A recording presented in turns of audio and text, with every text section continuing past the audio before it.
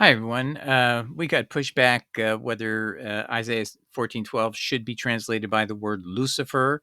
So we're going to look at that and test it. And we will find it's a baseless claim, but it's also educational. And we'll learn more about Hebrew. So the title of this episode is Lucifer, also known as a shining light bearer, a valid translation of Isaiah 14:12. This is part of our series about Antichrist, who it is, part 7b. And this is where we're asking the question, if Paul, under the Son of Man prophecy, could not possibly have meant the true Jesus Christ in a wilderness place outside Damascus, because Jesus said, once I've ascended, I'm not coming back until an event everyone will see, east and west, a universal return. So Christ's second coming isn't going to be in a Damascus road. So we already established that. Now we have to ask, what kind of being and who would it most likely be, who would appear on a road where other men can see this person? The light is very bright and shiny. And ultimately, Paul says in his Acts 22 account that it caused him to go blind. So he's looking at it too long and it blinds him. So anyway, we'll take a look at this and we'll test this proposition claim by Abraham. And here's the passage. How art thou fallen from heaven, O Lucifer, son of the morning? How art thou cut down to the ground, which did weakest in the nation? So now we'll take a look at Bible Hub first, and we'll see what they think. Okay, so now Bible Hub, Blue Letter Bible, says under Strong's that the word there is helel with an el at the end. And a person wrote me saying he uses a name that sounds Hebraic, like he should know Hebrew, but apparently he doesn't, because it clearly shows you can transliterate it this way as helel. It's a noun in this form, and this is what it apparently looks like. And it means it comes from a word root that has a sense of brightness. And if we go to the outline of biblical usage, it's Lucifer or light bearer, and it's explained as being the shining one, the morning star, Lucifer. It could be spoken of the king of Babylon and of Satan, figuratively. Paul, for example, says Satan is an angel of light, right? Helel can describe the king of Babylon. Helel or Hillel in the sense of brightness, the morning star. Go to Brown Driver Briggs lexicon, Isaiah 14:12. It's a noun masculine, shining one, an epithet that was used for the king of Babylon. And then it goes through translation. And then here's the deep dive by Gesenius in the Hebrew Chaldea lexicon. He says, according to basically, see where it says Lucifer, he could have put it earlier in the sentence so we could understand. This idea of a bright and shining one is found in the Septuagint. LXX stands for 70 in Latin, and the Septuagint is a Greek term, means 70. And then it was found in the Vulgate. It's found in the Targums. It was found, and these are Jewish source works. And I'm going to show you it was also in the Talmud of the 200, 300s AD, in Rabbin and Luther. And it's called, some call it Stella Lucida. I wonder, that means shining light, bright star, i.e. Lucifer. Nor is this a bad rendering, for there was added, and he had some words. I don't know Hebrew, I don't claim to. And in the Chaldee, also Lucifer, the morning star. So the Chaldee Bible, or Bible, I guess, from Chaldee, had it the same way. And in Arab, it's the same thing, called Splendid Star. So I think this person who's challenging this has got a long road to hoe. I'm not going to post his comment. I don't post comments that are baseless, that have no evidence for them. So if you just say something and claim it doesn't mean something, doesn't prove anything. So you have to have proof. Now, I'm going to do a deeper dive in that because I want to be sure I've tested, even find any opposing points of view. So I did a little work. And before I tell you what that work is, I want to tell you about Hebrew. Okay, so before we get into the opposing argument, I think we need to know a little bit about Hebrew scriptures. There are no vowel points. Okay, that means there's no vowels in ancient Hebrew itself. Okay, now at a certain point in time, there were found some manuscripts in Phoenicia, which is not Judea, not Israel, but outside of it, along the coast, that used what were called terms called matres lectionis that function as vowels. Okay, but that's it. But you won't find them in the Dead Sea Scrolls. I researched that. So why am I going into this issue? Because if you go back here, the phonetic transliteration helel is being disputed by this person. So there are people who added vowels later. They're called the Masoretes. They did this in the 800 AD period and later. So this is obviously their understanding of what it meant, the Masoretes. And they're scribes, they're Jewish, they're not Christian. Actually, that means they're more objective than we are, perhaps. But regardless, that's what they say. And we don't have any grounds to dispute it. Actually, I don't think we do. So that, again, creates an authority there that there is that word. And why is that important? Because hell means shiny and El means God, shiny God, technically, if you read it that way, or shiny El, some brilliant star maybe in the sky. So whatever that El could mean, but most typically it means God. And so this person didn't like that. They don't want to believe the proposition that Paul met Satan on the road to Damascus. And so Satan can't be a bright, brilliant light. He has to be something else. I guess that's the point. And I don't think that follows. So we need to know that that vowel point added in by the Masoretes in the 800s is technically, we don't know what it was 1200 or when Isaiah wrote in the 600s.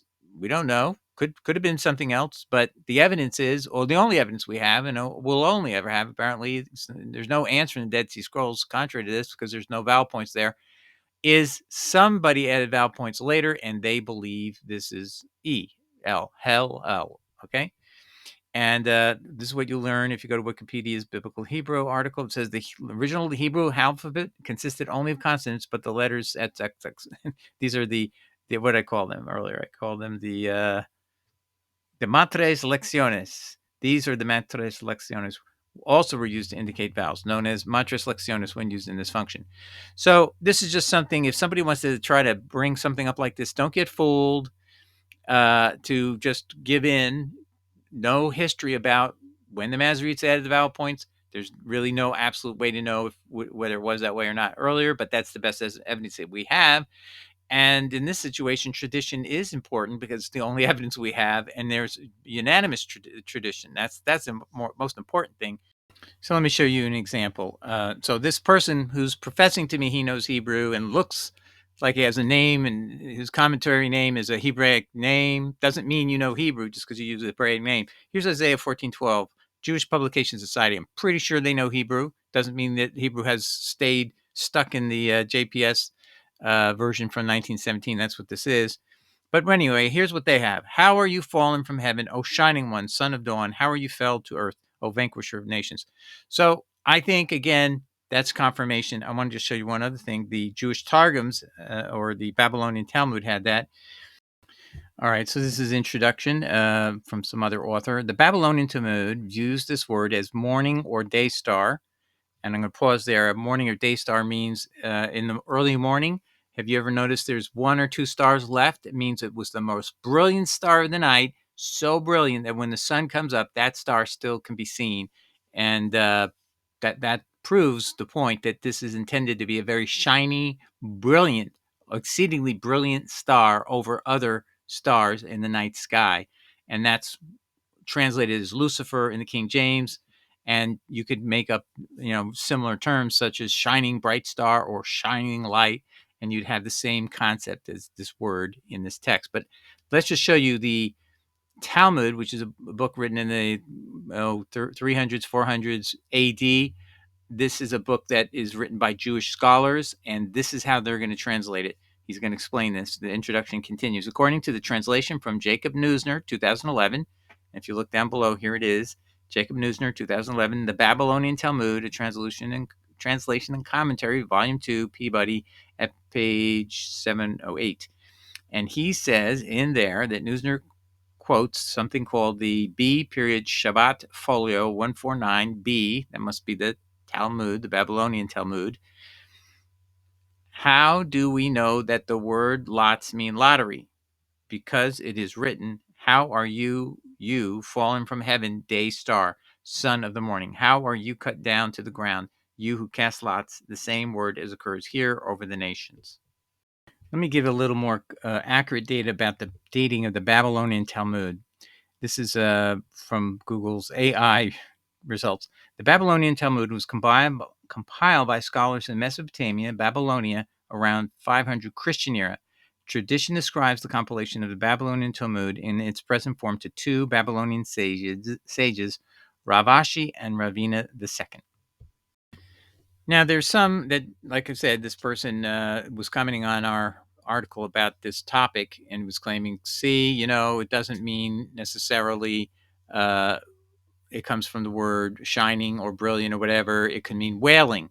And there's a debate about that. So I'm not going to say it doesn't exist. It's just simply totally counter tradition and goes including Jewish tradition, earliest Jewish tradition that we know of from 500 Christian year. I just showed you the Babylonian Talmud, showed you the Jewish Publication Society, and there's other editions, the Targums and everything. So they have the same understanding as the Christian Bible version, which has Lucifer. So, and here is one of these scholars on this line. And so if you want to look it up, it's on Stack Exchange, this debate. And the person says, what is hard to explain is why we don't find Jews translating this word in Isaiah 14:12, helel, as from the root, and it's a different root meaning to wail. It's not because the Latin Vulgate translates that word as Lucifer, which means light bringing, or morning star, not a proper name. So he's saying it has to be there's something we don't understand that the earlier people could understand and they unanimously understood. It's not like a question mark. It's not like there's a variant. So you simply have people later in time maybe making a mistake of what's the root related word. Okay, so when we get over those very easily jumped over hurdles, I don't think they're much of an argument at all to deflect this. Let's get back to what the article was that we were citing earlier. It was an article by someone else called Lucifer, Angel of Light, Father of Lies. Very thorough article having nothing to do with the road to Damascus. This person is just doing a Bible study and puts it out on the internet. You can look it up. That's the title. It's still there today. I checked it out and I put it out on a link on the description you'll see to this video. How art thou fallen from heaven, O Lucifer, son of the morning? How art thou cut down to the ground, which did weaken the nations? Isaiah 14:12. So this is where he then comments on that. The Hebrew word helel, which is translated Lucifer, is in Isaiah 14, verse 12, and entered English through Greek and German. In the Greek, we have Helios, the sun god. In German, this became Helen, from which came the word helder, meaning clear or shiny. But there's also a sense of blinding, that is, blinded by the light in this, and thus Helel entered English as hell, a covered place, a place of darkness as if blinded, a place far off from God. Helel, when split apart, can read bright or clear God or God of hell. The early Christian church clearly understood that Helel was a proper noun and that Lucifer matched him not only in the meaning of the name, but also in character. And then if you go to Strong's, it says Helel means a shining one. So that definitely supports the idea that obviously it can't be Jesus who was on that road to Damascus, because he said clearly, once the sign of my returning, the sign of my coming back will be a universally seen event east and west. That is not what Paul said happened. The universe, nobody else but Paul and his couple guys saw anything. And there's no record on history of this major event in Paul's life. No. So this is not Jesus of Nazareth. That's a fact. Unless you believe Jesus is a false prophet. So I accept Jesus as a prophet. And if you don't, then you've rejected Christ in favor of Paul. That's a lot of people's decision going on in the world today. Some conscious, some unconscious. But the bottom line is this. If it isn't Jesus, it's got to be somebody else who could appear out in the middle of nowhere in a light that's brighter than the sun, as Paul put it. How can that emanate from somebody? What kind of being could do that? There's one being we know. Paul even calls him the angel of light, Satan. That's who could do it. And we should not forget that how this message is mentioned in just, I would say, neutral, in a sense, neutral, or not trying to spin anything. The Wikipedia calls it conversion of Paul. The journey is interrupted when Paul sees a blinding light. Do you see what I'm saying, ladies and gentlemen? Anybody can see that's what's happening. And Paul says that light caused him to lose his sight. The brightness of it, by him looking into it, caused him to go blind before the end of this. But he initially did say he saw in his 2 Corinthians passage, 2 Corinthians 15, he says he saw him. He saw the resurrected Jesus just the same way the other apostles and the ladies had met or seen Jesus in his resurrected state. But they all saw Jesus pre-ascension. Okay, that's okay. Post-ascension, when he's gone to heaven, the sign of his returning is a universal event, east and west. It's not showing up in a road to Damascus. So again, the only figure who can fit the person who Paul met has to be Satan. And that's why this is part of our Antichrist series. And we've shown how Paul fits the message of the Antichrist. Basically, as Vincent said, that the Antichrist means somebody who says he's Jesus, according to John. When you read John, he's talking about somebody who's, by pretending to be Jesus, he's undermining and denying the real Jesus because he does not have the true teachings of Jesus. That's the understanding Vincent said of how you supposed to conceive of when John, in his first epistle, and his third epistle, he mentions the Antichrist. And that's what he's talking about. Somebody who tries to supplant who you think Jesus really is with a person who says he's Jesus, but he really isn't. That's what Vincent had deciphered for us out of the epistles of John. And that's exactly what we're seeing in the case of Paul.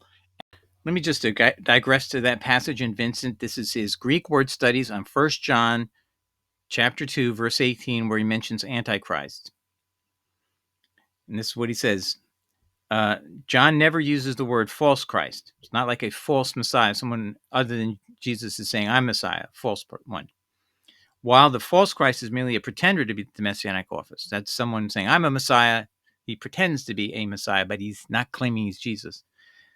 The Antichrist, however, assails Christ by proposing to do or to preserve what he did while denying him. In other words, he's going to claim, I'm Christ. I'm the Christ you are following. I'm Jesus. He says Antichrist then is one who opposes Christ in the guise of Christ. He puts on a masquerade that he is Jesus and is trying to claim you need to follow him because he's Jesus. And he calls him, that's what John means by the Antichrist. Ladies and gentlemen, I can't say enough of how important this is as a Christian. If you love Jesus, hold on to him tight, because you're going to be on a road where you're going to have to say to yourself, am I going to any longer listen to the Antichrist messenger speaking to me? Because that's who Paul is, unwittingly, apparently.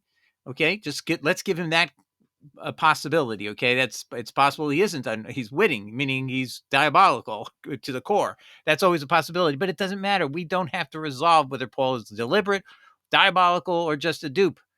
I'm just going to say, assume he's a dupe in the conversation with people. You're trying to lead them to Christ, back to Christ, and away from the Antichrist. That's the key, ladies and gentlemen. You are now a messenger. Once you heard this message, to free people, to liberate people from the Antichrist. They don't realize it, of course. And that's the whole power of the Antichrist. He's able to dupe people and lead many astray. And Jesus actually says in the Hebrew Gospel, Matthew will lead you astray, meaning the apostles. Even an apostle could be led astray. Therefore, you can be led astray and still have had an experience with Jesus, but you got led astray, just like the apostles. Jesus said, you will be led astray by this messenger claiming to be me. That's how blunt he was. And yet somehow he was warning, you will do this. And some of them did it. Apparently, some of them fell for this person. Maybe Peter believed in Paul initially. That's possible, right? But he was misled, clearly. Okay. So anyway, God bless everybody. I hope that helps. Ciao. Bye.